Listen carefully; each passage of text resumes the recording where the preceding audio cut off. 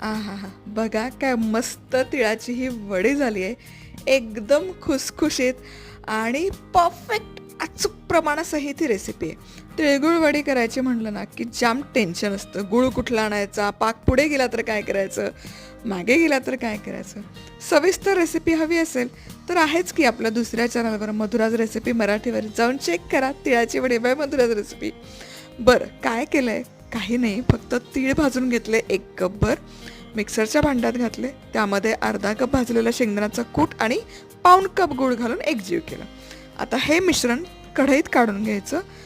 गुळाला पाणी सुटलं तर ठीक आहे, नाही सुटलं तर काय करायचं, अगदी अर्धा चमचा किंवा 1 चमचा पाणी टाकायचं, मिसळून घ्यायचं, 4 ते 5 मिनिटं शिजवायचं. मिश्रण असं छान थापून घ्यायचं, लगोलग वड्या पाडायच्या आणि 1 तासभर सेट झाल्यानंतर वडी काढून घ्यायची. आहा हा, काय दिसतायत.